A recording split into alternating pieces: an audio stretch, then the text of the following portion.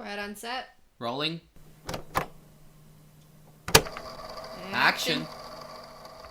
Hello. Hello. So I'm Sebastian. I'm Caitlin. And today's a really exciting day for all of us because we're finally making this thing happen that we promised a couple episodes ago. Yes. What's going on today, Caitlin? We have managed to interview Cordelia O'Neill, who wrote and helped produce this play that we saw in London, which is called Anything is Possible If You Think About It Hard Enough. Yeah, so Cordelia had agreed to meet with us a couple months back, and it's finally happening today. Yeah, So I'm we're so really excited to excited, share yeah. it with you guys. It was such a great interview and such a great play. I wish all of you could have been there with us when we watched it because it was absolutely amazing. But hey, if you listen to the episode all the way through, you might be able to just see it later on in life. Who knows? You'll figure out why. Yeah. So we'll start this episode by just talking a little bit about the play itself and how it just came to be and how we liked it. So the play itself was about this couple of strangers that just happened to meet on the train and on a cafe, and then just started seeing each other over and over and over the days, and started having a relationship, right?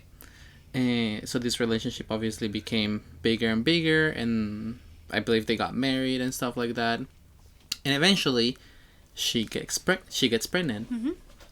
And so with this is where the actual meat of the story starts.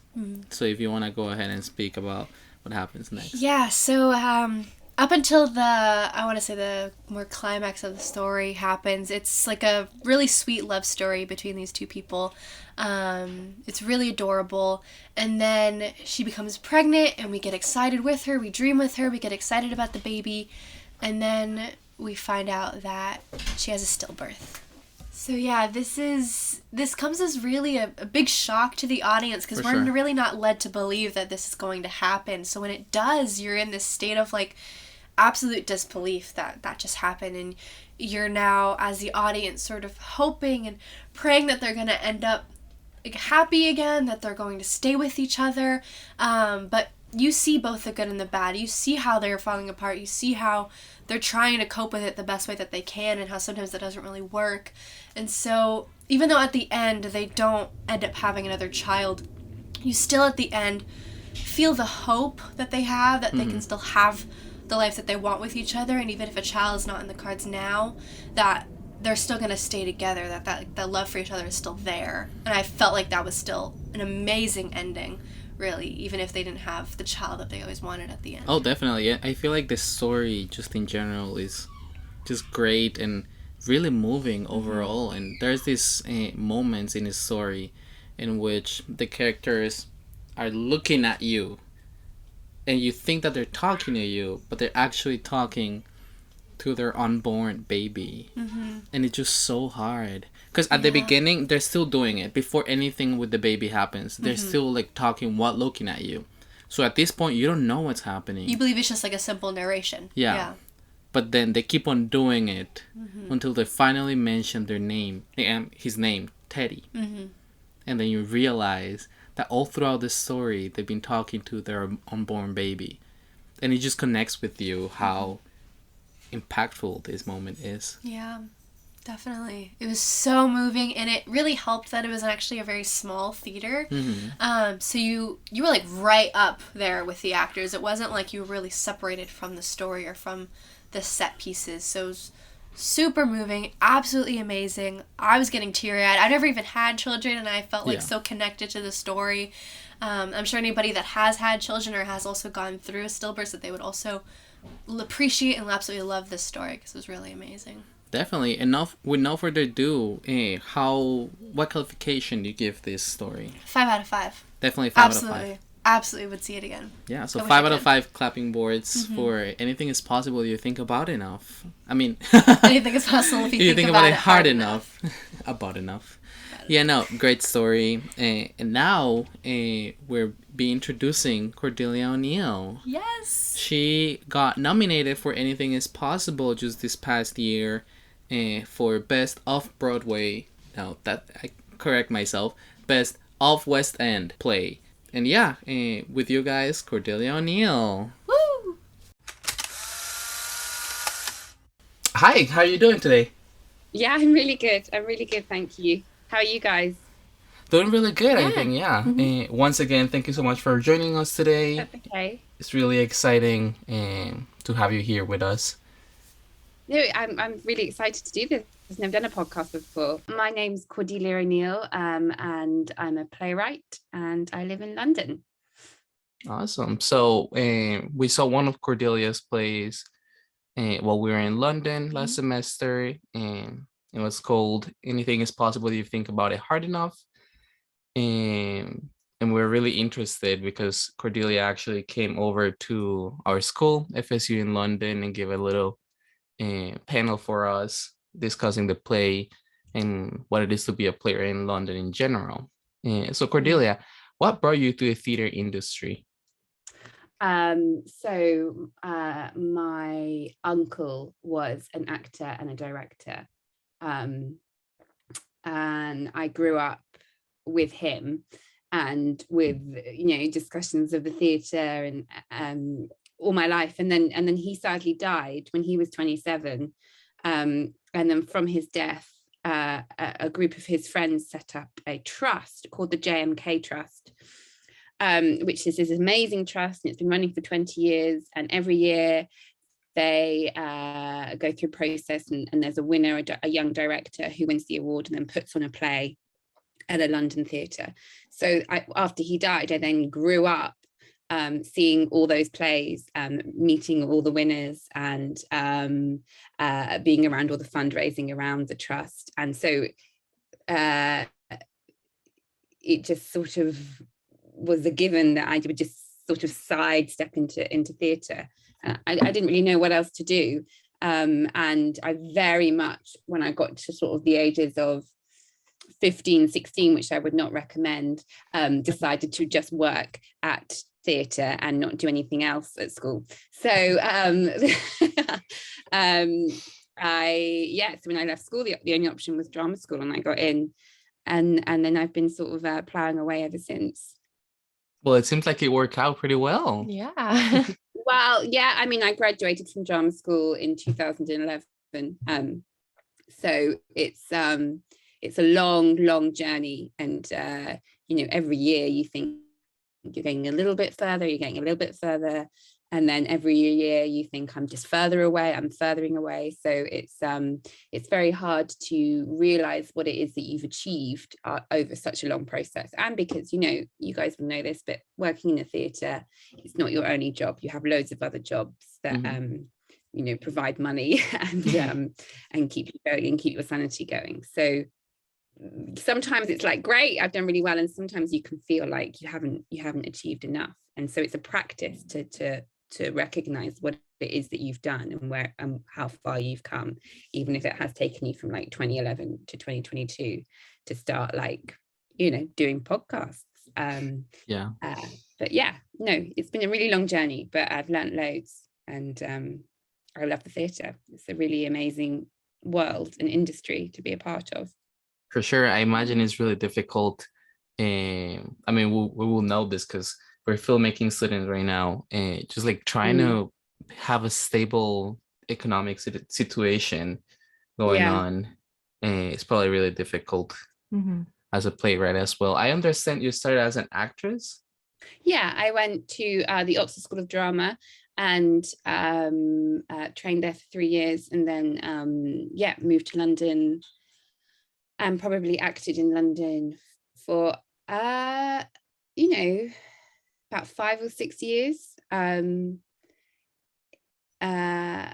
it's really hard. I was talking to a friend the other day, and she was like, yeah, I apply for auditions all the time. We have something in London called Spotlight, and so you apply for auditions on Spotlight, and I just remember just sat at temp jobs just applying to Spotlight over and over and over and over and over again. And my friend, she was describing doing that, and I just thought, thank God I don't have to do that. Thank God I decided not to do that again, because it really destroyed me. It's as an actor, you have very little control. You've got to be incredibly vulnerable to be able to be open to endless different scripts and projects and shows. And that vulnerability is quite hard to protect when you're putting yourself out there every week and getting rejections. So there's few people that can sort of master that and handle that, and I really take my hat off to them, because I really found that playwriting, I have more control over what I did and who I worked with and the stories that I told, and I found that more fulfilling. But you know, I watched the actors Hugh and Gemma, who did Anything Is Possible in rehearsal, and I was just like blown away by what actors do. You just got to kind of like you know, just be so vulnerable and so open, and just brush off, you know, direction and brush off ideas that don't work, and then just get stuck in. And it's an incredible skill, and it's an incredible quality for a human to have. As humans, you know, we do the same thing every single day. We do safe things every single day, and actors don't do that. Actors go to places that people don't go to places to on a day-to-day basis. I mean, I can't really remember what the question was, but I just think actors are just phenomenal. And I found that that like practice over and over and over again just took it out of me in a way that wasn't really healthy or like conducive of any good work. And it's all about the work, right? In theatre, it's all about the stories and what you're doing and what changes you're trying to make. Yeah, I gotta say, I think the casting for Anything Is Possible was spot on. I really, really liked it. Well, how was the process for you to go from acting to writing and then casting more actors? It was like pretty seamless, actually. My first play, The Stolen Inches, went on in Edinburgh, and it had like 2 versions, and it was quite specific casting, and so that was quite hard. I met a lot of actors then, but we didn't have any money, so we couldn't like hire an audition room or anything. I just met loads of actors in pubs and like talked to them about the script and didn't really see any of them act. But like through that process, you know, just talking to an actor and seeing how they talk about a script, you can kind of glean whether or not they're up for it, or whether they've got the talent to do it. So yeah, and then I did a play, No Place for a Woman, which was 2 women, and I found that really hard to cast. You know, so many people are actors, and it's you know, so few have like what Gemma and Hugh had, I think, or what Emma and Ruth had in my play. Do you watch Bridgerton? Have you watched Bridgerton? Really? No. So Ruth, who plays Lady Bridgerton, was in my play No Place for a Woman, and she's just like a phenomenal, like old school, hardworking, soul-searching actor. And you know, you find them rarely, especially in these days. Like I just saw on the internet, they're doing Chicago around England at the moment, and this woman called Gemma Collins has just been cast in it. And you won't know who Gemma Collins is, but she's a reality show. So it's like doing you know, someone from Love is Blind or from Housewives of the Valley doing Chicago. And you just think, oh my God, there's so many good actors out there. What's happening? So finding actors these days, you've got to really like hunt. And also Hugh was a really old friend of mine, and I've known him for years and years and years. And so it was really nice to go, let's do this together. And I really believe in giving actors opportunities. Lots of theatres will want you to go and put in a name to sell tickets, and I can't, unless they're perfect for the role, I just can't like sacrifice the craft for that. And if the cast is really good, like it was with Gemma and Hugh, then you just don't need a name because it sells anyway.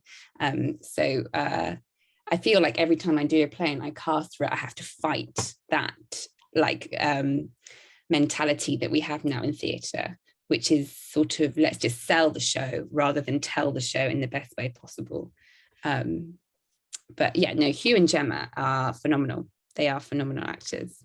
Yeah, for Very sure. lucky. And I think it's really interesting the way you actually weigh about the play that you created, and how like the actors interact with the audience, or at least it seems like they're interacting with the audience, and then you slowly realize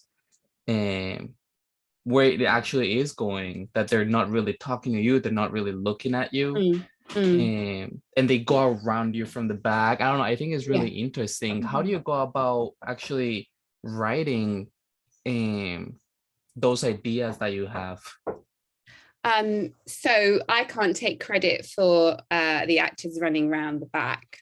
That's all our designer, Camilla. So she read the play and came in with a concept, and she was like, everything happens in one room, so we have to make the theatre, the studio, a room. And if we make a runway around the audience, then it's like they're coming into the room rather than sitting in a theatre. So that was hers. But you know, in any play, the key to the play being successful is who are the actors talking to, and why are they talking to that person or that animal, or, you know, that house or whatever. So it was really easy with Anything's Possible because they were talking to Teddy, their son, and then from that you have a direction for your play. But you need to establish right from the beginning who your actors are talking to. They can't be talking to no one. No one's ever talking to no one. Even if you read a play and it has a madman in it or a madwoman in it, they are still talking to someone. They still have a person or a thing in mind and a direction. So so that's definitely one of the first things you would ever establish. And then from that decision, they're talking to Teddy, or they're talking to their dog. You then grow the play around that idea. And then that's obviously when designers and directors come in with their ideas about how to build on that idea and how to make that clear to the audience. Yeah, and I think even as a 20-year-old, 21-year-old myself, living in London, no kids, not any experience with what the actors were dealing with, it was still really relatable. Because they speak about things that we also do, like going on the train when it's really busy. And this is something that I used to tell Caitlin all the time, like those transitions from line to line on the train, they're huge. And you also comment about it on the play, and I think it's really interesting that you're able to cast this feeling for people that don't really have that experience that the actors have. Where did you live when you lived in England? Sorry? Where did you live when you lived in England? Kilburn? Right off of the Kilburn you lived station. In Kilburn. Okay. Yeah. Oh, okay. I used to live in Willesden Green. Oh yeah, right but there. That's quite nice. It's just the Jubilee line, so that's quite easy, isn't it? And if you're in Kilburn, it's quite clear at the beginning, though. Yeah, but then we had to get to Tottenham Court Road, which is a and couple of right in the morning. Yeah. Yeah. Horrid. I imagine the theater in London, the industry of theater in London, and just FYI, I think the theater industry in London is better than the one in New York. Oh, really? That is my personal opinion. I don't know. I enjoy more the West End than Broadway. Oh, okay. But I still imagine the theater in London being just a really complicated industry to go into, because you not only have the big West End plays, but you also have up and coming playwrights, and you have the smaller theaters, or then you have, I don't know, I think there's a lot to see in London. And I was really trying to go see everything, but there's so much. What do you think of the industry in London? Yeah, I think like, you know, I have my frustrations with the industry, as anyone who works in any industry has their own frustrations with it. And there's definitely things that I think need to change. But like, if I just think back over my career, you know, I did like scratch nights in pub theatres, and I didn't have to pay any money for them, and loads of people came to see them, and I could put like a reading on, and it would kind of like not cost me that much money, and I could get actors for free. And so that kind of like level is amazing for developing playwrights, and the amount of creativity and the amount of people that are willing to do that kind of work is really exciting. And my career is mainly down to the actors that have given their time and the directors that have given their time to like work on first drafts, second drafts, third drafts of plays for like zero money for us. You know what I mean? Like it's you collaborate a lot. That level is brilliant and buzzing.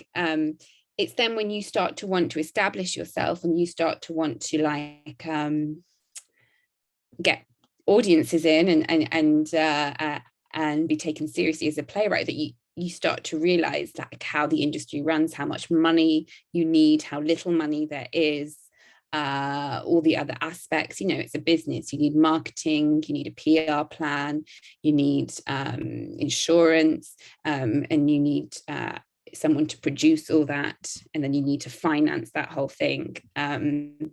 And I feel like there's so much money. I don't know if you guys feel like this, but there's so much money in the West End, like so much money, and bigger Arts Council supported theatres, that it would be wonderful if that money could trickle down into the fringe and to the developing playwrights and actors and directors, so that they have more opportunities and they don't have to scrimp and save, and then eventually perhaps make decisions that they can't financially support that lifestyle anymore. So I think there is huge buzz and huge potential in London, and the off West End is an incredibly exciting place to be. But then there's this big gap of people who just fall through the cracks and don't make it into the West End, and that's because there's just not the money there.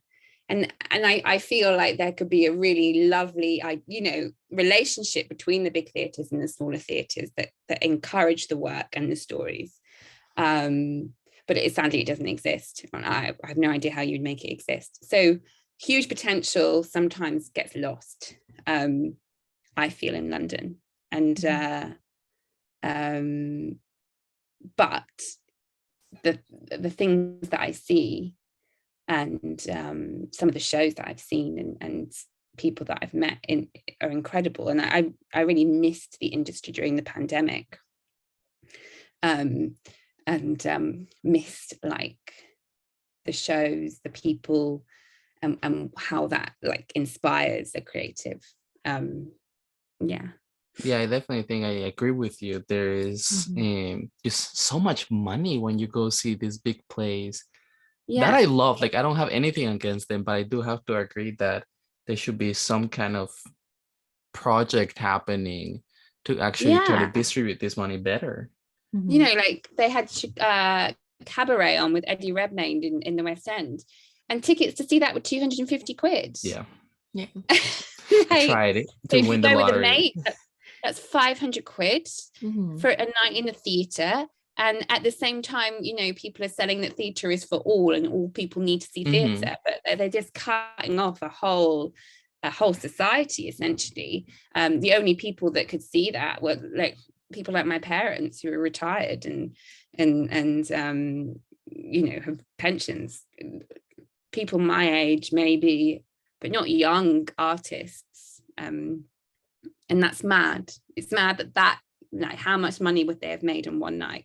Yeah, I think we sadly experienced that as well. Like, we try to go to all the plays that were going around, but some of them were really expensive, and some of the ones that I enjoyed the most were like £5 per tickets. Right. Yeah.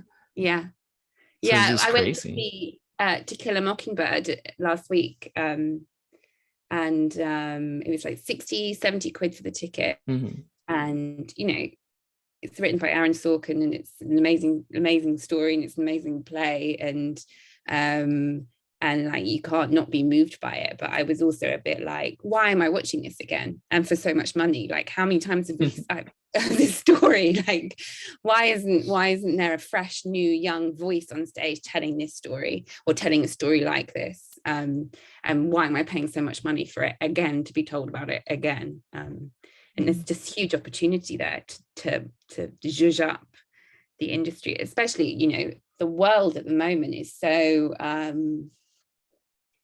you know, pandemic. We have a cost of living crisis in England at the moment. The situation in Ukraine, like humans I imagine are craving relief or connection or stories or something to take them out of this world.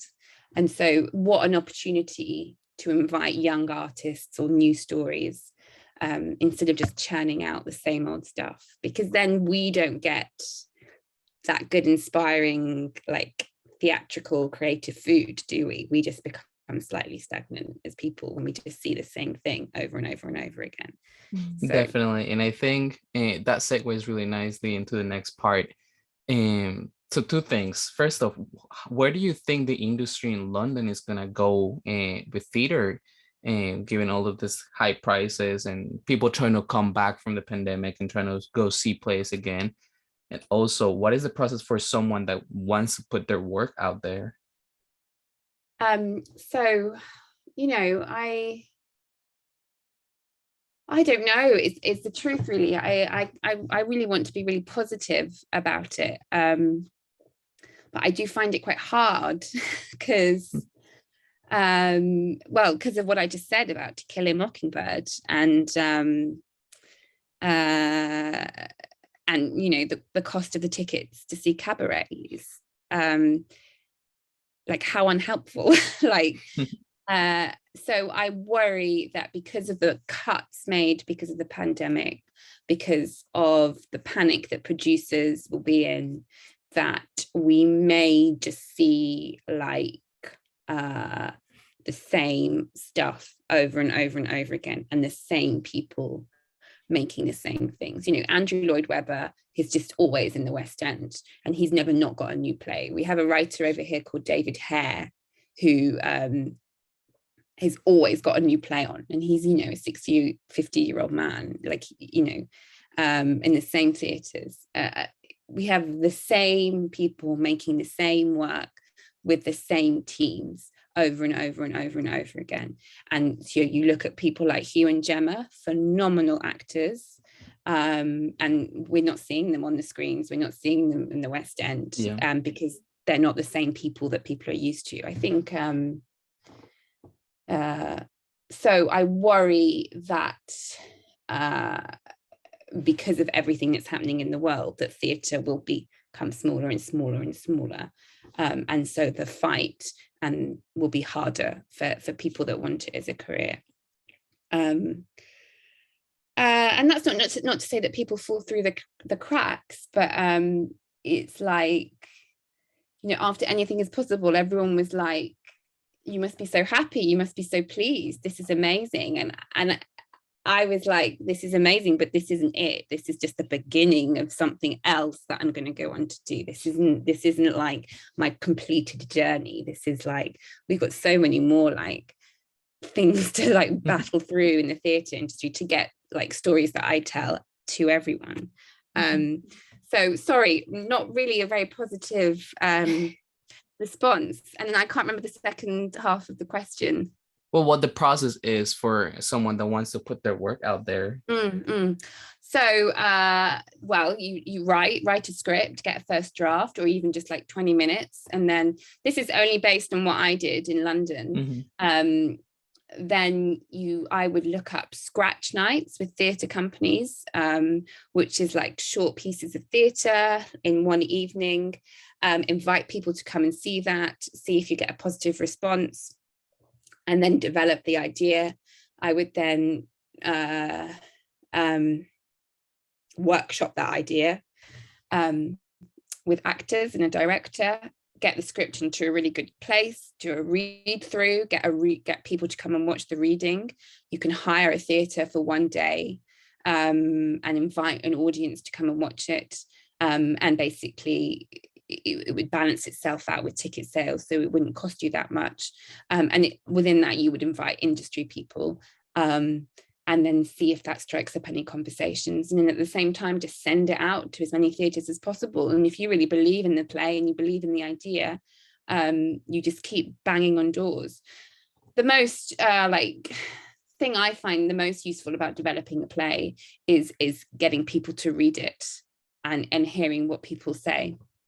And it's really hard. I've just written a new draft and the director's like, send me the script, and I'm like, no, I'm not sending it to you because it's a mess, and it's quite like a vulnerable piece, and I'm not sending it to you because you're going to think it's awful. But you actually like what it needs is to be sent to someone, and someone needs to tell me what's zinging and what's not. So that would be my piece of advice. But I suppose at the heart of that is just to write something, if that's what you wanted to do, to write a play, is to write something that you believe in, that you fall in love with, that is urgent, and that is a story that you love. Don't ever try and write something to fit in with society or to fit in with the news. Right from the heart. Much like acting, writing is a piece of that writer, and so if you don't write from something that comes within you, you're lying to yourself, and so the words of the actors will never be truthful, and they'll never really exist in a truthful space. So before you do all of that legwork, find a story that you love and read about it and try and connect to it and think about it all the time. Lots of writing plays is just thinking and reading, and it looks like you're not doing any work, but you're doing loads of work because it's just constant. Just so you know, after this next question, we're gonna end the meeting and then we're gonna join back up. Okay, because it's ending about 10 minutes. Okay, cool. I wanted to add something on that. That reminds me a lot of kind of what I've heard about trying to get your film noticed in the film industry. But to me, it sounds like there's so much more depth when you have like a play versus a screenplay, because I feel like a lot of times the screenplay is more like you can just sort of get one out really quickly, especially considering how short they are, maybe only like an hour and a half. And it's all about like kind of what's going to make the most money. I feel like that's what a lot of films seem like, is like they're just having all these like action sequences or all of these like grand dramatic moments that don't really have all this like depth to them. But it seems like with play and playwriting, there's so much more depth that you can take with writing the story and understanding and researching it, that I feel like I don't really see a lot in films. So that's very interesting. Yeah, I think that there are those films out there. I think I'm trying to think what won the Oscars and or what got nominated. And did you see Lost Daughter? I did not. I do want to see it though. Yeah. No, you should. So that is, it's a really long film. But it's long because of what you're talking about, because they kind of like get into the skin of the characters. And but I think you're so right. Lots of screenwriting books that I read, and lots of people that like zip out a screenplay for certain producers. The producers are like, so when's the fight scene? Like when are their magical powers coming out? And so lots of it's geared to that. But Marvel, how much money does Marvel make? It makes like, so I think it's a really good skill to have. And I wish I was better at writing a screenplay like that. I wish I could do that, to just go like, what are my plot points? What do I need to give the audience? They want to fight, they probably want a transformation, and they probably want an argument and a love story. I wish that I could just do that really, really quickly, because then I'd make loads of cash, right? But it's definitely a skill. It's definitely a very, very good honed skill. And I do actually think that alongside those, I do run some really like incredible low-key independent films that do exactly what you just said with theatre, with scripts. They bring in that thing that we love in theatre. I guess it's the intimacy. that you don't really get from Captain America or Spider-Man. Something that I've noticed in your work is that you tend to write about what people deal with in their life. Do you feel like you tend to write about what people suffer from, or what they have to like go through in hardships in their life? Yeah, I think you're right. I think I'm really fascinated with I've had a really easy, lovely life. Like I have a gorgeous husband, I've got a gorgeous daughter, I had a really amazing childhood, and I guess I'm fascinated with how people who suffer huge trauma exist with that trauma. How you would like ever go to the supermarket again if you lost your child. How could you do that? Because it's such a normal thing, and the most abnormal things happen to you. And I'm really interested in how those two things run alongside each other, how we carry tragedy, probably because I've never suffered it. So I think that fascinates me, because humans are so incredibly strong. I don't think we talk about that enough, especially these days, because we're just like bamboozled with just news that's awful all the time. So like us three right now, we're like living in a world with just horrific things happening all the time, and I guess we are still going to the shops or going for a pint or seeing family, but with that stuff, and it's on us somewhere. So I am fascinated with how our mind figures all that out.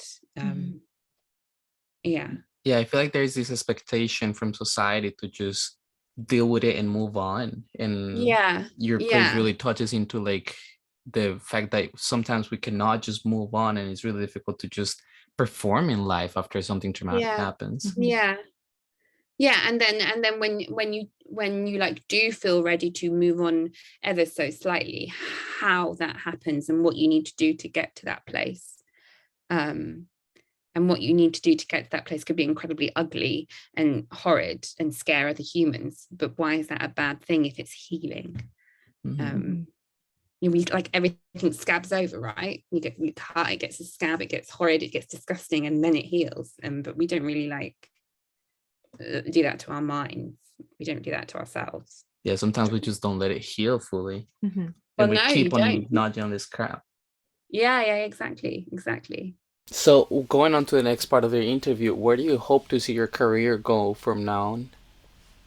I hope I'd love to write TV and film, and I'd like to just keep regularly writing for theatre, and work with as many people as possible, and try and write stories that like help us kind of get to know ourselves a bit better. I'd love to just be able to do it non-stop for a living and not have to. I teach on the other when I'm not writing, so I'd love to be able to not teach and just write and pay my mortgage. Well, I love that. Obviously, we love film. It would love making film. So I think it's really interesting that you're going on that route now. Because it's just when I was going to the plays, every single play, I always just think of like, how could I make this into a film? And I think it's that mindset that we have now, that it's like, I want to see this over and over and over because it's so interesting. That's what's great about film, hey, is that you my husband never likes watching anything twice. So if he's seen a film, he'll not watch it again. He'll just like, no, I've watched it. But what's so magical about film is that you just watch it over and over and over again, and every time you watch it, you see something. Like I watched Mad Men for the second time, and it was just so much better. It was so much better than when I first ever watched it, because I was like 10 years older, and the world, like how we shifted, like with Me Too, and workspace protection and everything. And so then watching Mad Men again, it was like so much more powerful. And you don't get that in the theatre unless you go again and again and again, which isn't as easy. And so I just can't understand my husband's like thinking behind it. I'm like, it's a treat. It's such a treat. Yeah. But you know, it's so interesting that you say you see things in films. I find it very hard to see like things in films. I can only see it in like one place. And people are always like, you know, you need to, like, if I hand a screenplay to my agent, they're like, you need to put other locations in. And I'm like, oh yeah, you can do that. You can do that in film. You can move like around now the world. Now that you mention it, yeah. Wow. So it's like, I think it's very much like you're either bred from the screen or you're bred from the theatre, and then that kind of like crossover is quite hard to do because it's a brand new skill, I suppose. Definitely. But, like, the essence of it is the same, but the skill is, I think successful screenwriters are they're like engineers, I think, when they like smash a script. Yeah, I mean, I've been doing screenwriting for short films, like really short films, for a while now. And we had to do a playwright course last semester, and it is really difficult to transition. Like, okay, I see everything in film, but that transition of actually putting it into paper is so difficult. Because, okay, then I have unlimited uses of locations, unlimited uses of cuts. Yeah. But now I don't have that. I have to think that I'm actually making this happen live, and how can I actually make that possible? And how do you verbalize it? Because it's got to be through speech, right? It's got to be through someone saying it. So what is that feeling that you're portraying in that specific location with that specific shot? What is that feeling verbally? For sure. It's hard. Yeah. Do you think you want to bring anything as possible into the film industry, or do you want it to be suited? No, I think it'd be an amazing film. I think it would be a really great, like, a great film, because what film does, it will do like a close up on someone, and you know, we can like see the inner workings of those characters' minds that you don't get on stage. So I'd love to, definitely. Yeah, I think I agree, because when I was watching, I was like, this is an amazing play. And again, I want to see it over and over and over. Yeah. And again, I was thinking like how it would look as a film, and the possibilities are endless. Yeah.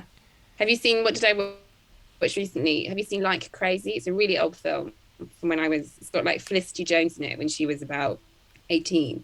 But it's just two young kids who fall in love, and one lives in America and one lives in England, and like basically just how they have a relationship like that. But it's literally just two people, and then just like other characters that just support that story. So that's kind of what I imagine for Anything Is Possible. And I think it's something that is not really seen out there much. Just the interaction between these two people. Like, film always wants to bring the amazing factor, quote unquote, of like, we have 1,000 extras and we just have big crowds and stuff like that. But I feel like that one-on-one relationship will be really interesting, and it's not something that we see a lot. Also, so what is the function of Small Things Theatre? I see you co-founding this. So we set it up because we just wanted to put on work, and we were like, it's the only way we can put on work if we have a production company that supports the work. So we set it up when I first did Stolen Inches in Edinburgh. But then from that, we then did a night of small things, which is a scratch night that I was talking to you about, where we'd get like comedians and singers and poets and writers to sort of do an evening of work. And then from that, we'd earn money, and then that money would go in the bank, and then it would support developments of new plays. that we picked up. So yeah, it's been like every time I do a play, I'm like, oh, I'm never gonna do it again. So stressful. This is it. Everyone will hate it. I'm a fraud. Like, I'm done. I'm going to go into advertising or something. Peace out. And then it's like really successful. And so I'm like, oh, shit. Okay. And I love it. And like the rehearsal room's buzzing and it's like, you know, brilliant. And I'm like, oh, okay, let's go again. So Small Things Theatre is like kept that going and keeps us connected to the industry. But it's like it's a full-time job. So it's not like we have like really successful theatre companies like Headlong and Out of Joint in England. I don't know if you saw them when you were over, but they're like, and Payne's Plough, they're like businesses and they're like fully funded and they're doing amazing stuff. I wouldn't say that we are there. We are literally just there to facilitate keeping our toes in the industry. Hey, Pixar started in a garage. Mm-hmm. Yeah, exactly. But that's where you would start. That's where you would start to, if you wanted your work to get on, I think, to just produce it yourself and set up your own company. And sorry, when did you co-found this company? So that was when we went to Edinburgh, which would have been 2015. Wow. That's about the time that I moved to the US, actually. Oh, really? Yeah. Okay. I moved at the end of 2016, yeah. Okay. How has COVID affected you personally as a playwright and also just the company in general? Well, COVID, you stopped theatre for like 2 years, and I had a baby, and while COVID was happening, so that was like another lockdown, having a baby. But I think it's the great thing about life is experiencing it, and the great thing about writing and acting and directing or anything creative is that you are using life to create your work. So when life stops and when you don't communicate with people and you don't see anything and you're stuck, I felt personally that like inspiration and creativity just sort of stagnated, because I used to get on the tube 7 days a week. And that's just like full of stories. The tube, you get on at Kilburn, how many different people do you see? And I used to go to like various different coffee shops. I used to go to the theatre 3 times a week. I used to see people, and that's all completely shifted. So you are less in life, I guess. So it's hard. I found it harder to draw inspiration and to feel connected to people, and so therefore harder to get stories out. Like anything is possible kind of just whizzed out of me, but the current play I'm writing is like getting blood from a stone at the moment, and I think it's because of like life having changed so fundamentally. Everything's online, and we don't go out as much. But part of that's having a 18-month-old baby. Oh yeah. Yeah. But so that I definitely feel like I lost a year of inspiration, let's say, and so it's trying to delve back into that. Yeah, I feel like I can definitely relate to that, because going into film school and just being really excited about making film and making things with your hands, and then not making a film for 2 years. Yeah, it's just like that's really big tough. stop. Yeah, you guys had it, so did you do lots of stuff on Zoom? Yeah. Yeah. I mean, how uninspiring is Zoom?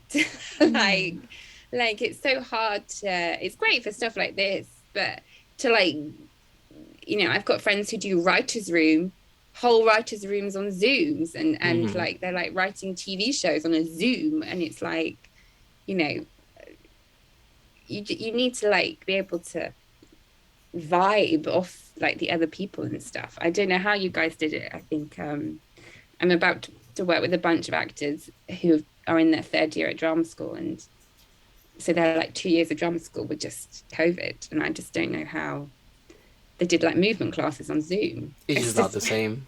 It's just, no, it's not. It's ridiculous. So yeah. But what will be really interesting is as you guys like emerge from like film school, how your experience will like be different to everyone else's experience, and how that will show through the work that you produce and the work that you create. So and I would say that's something really exciting and quite nice to hold on to. So it shouldn't be something that burdens you. It should be something that like goes, okay, this is our story, so this is we're going to be the only like years that make stories like this because of how you were fed and taught, which is really exciting. Like the next load of artists and work that comes out, it's going to be exciting to see how it's different. Definitely, because as uninspiring as it is, it also gave you the task to actually make something happen when you have nothing with you to actually make those things happen, like how to make a film with your phone or how to make a film with no lighting. Those are the kind of things that challenge you a little bit more, and perhaps that's what's going to help us move on from here. Definitely. Now, with your play Anything is Possible, how do you go about writing that?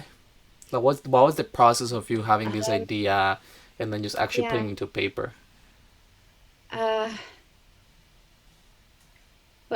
I guess it goes back to what I was talking about earlier, is you have to find out who you're talking to, and then you have to find out why you're talking to them, and then you have to find out what your characters want. And then when you know all that information, that's when characters, dialogue start to emerge. So I've only ever written a play like just straight through, just with dialogue. I've never written like the plan first, but I'm currently writing a play with 5 characters, and so I've had to structure it and use like diagrams and use like revision cards to see it, because you've got 5 different worlds and 5 different brains, and everything affects it. But the first thing you have to figure out is, what are you trying to say, and why are you trying to say it?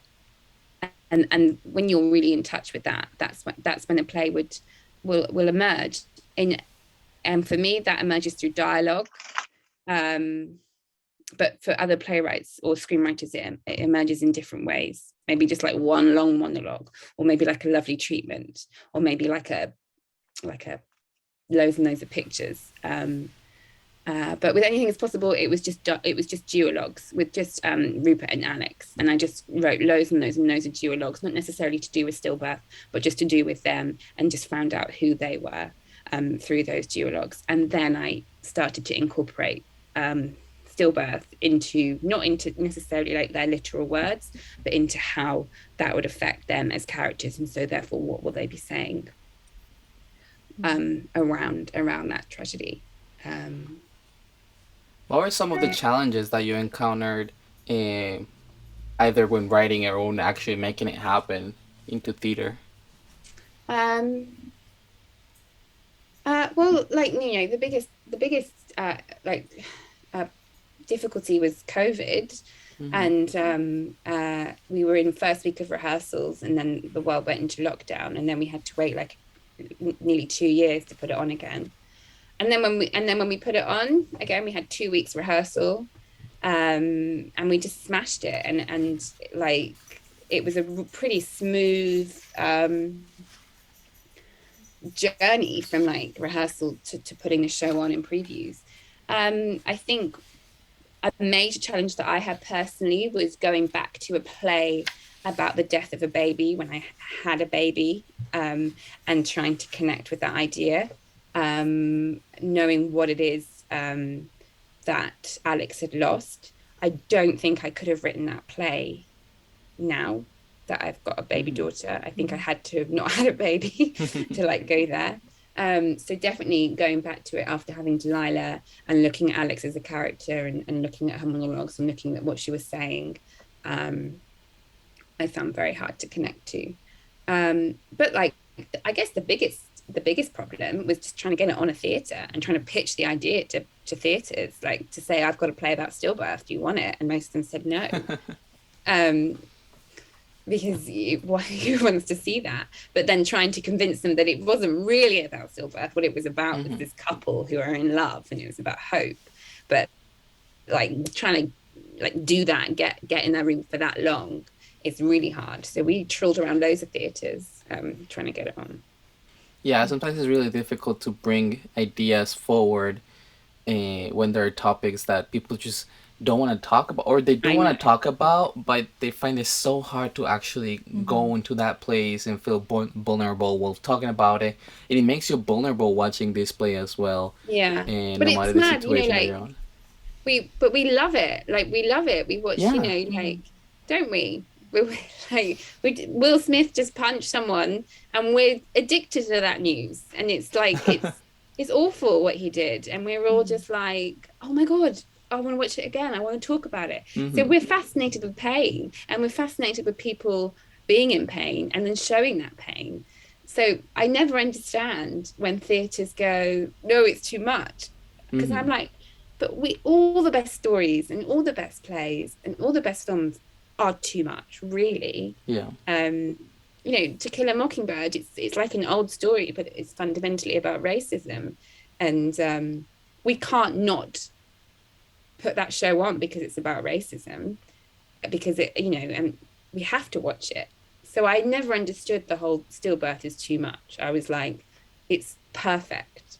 It's vital. It's why we do what we do.